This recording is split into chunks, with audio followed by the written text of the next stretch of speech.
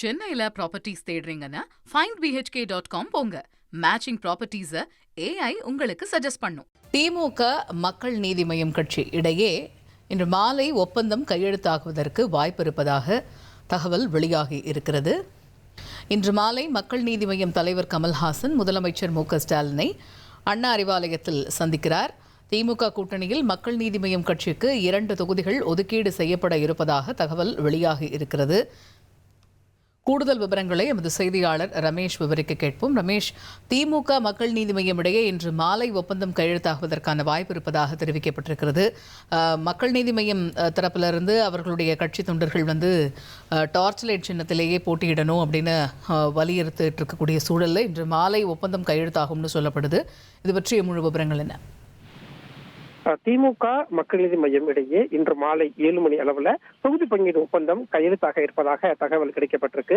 மக்கள் நீதி மையம் கட்சியின் தலைவர் கமலஹாசன் எம்பி முதலமைச்சர் மு.க.ஸ்டாலினை அண்ணா அறிவாலயத்தில் சந்திக்க இருக்கிறார். இந்த சந்திப்புக்கு பிறகு தொகுதி பங்கீடு ஒப்பந்தம் கையெழுத்தாக இருக்கிறது.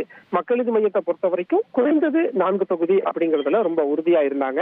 ஆனா திமுக தரப்புல 2 தொகுதிகள் மக்கள் நீதி மையம் கட்சிக்கு ஒதுக்க முன் வந்திருந்தாங்க.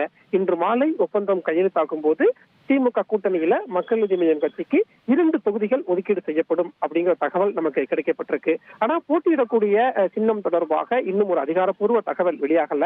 திமுகவை பொறுத்த வரைக்கும் உதயசூரியன் சின்னத்துல போட்டியிட கமலஹாசன் தலைமையிலான மக்கள் நீதி மய்யம் கட்சிக்கு வலியுறுத்துறாங்க. ஆனா அவங்க கிட்ட டார்ச் லைட் சின்னம் இருக்கிறதுனால டார்ச் லைட் சின்னத்துலதான் போட்டியிடணும் அப்படிங்கறதுல கமலஹாசன் ரொம்ப உறுதியா இருக்கிறதா சொல்லப்படுது. அதனால 2 தொகுதி அப்படிங்கிற நம்பர்ஸ் உறுதியாகிவிட்டதாகவும் போட்டியிடக்கூடிய சின்னம் தொடர்பாக இன்று மாலை மீண்டும் ஒரு ஆலோசனை நடைபெற்று அந்த ஆலோசனைக்கு பிறகு போட்டியிடக்கூடிய சின்னம் தொடர்பாக முடிவு எடுக்கப்படும் அப்படிங்கிற தகவல் கிடைக்கப்பட்டிருக்கு. தகவல்களுக்கு நன்றி ரமேஷ். சென்னையில ப்ராப்பர்ட்டிஸ் தேடுறீங்கன்னா findbhk.com போங்க.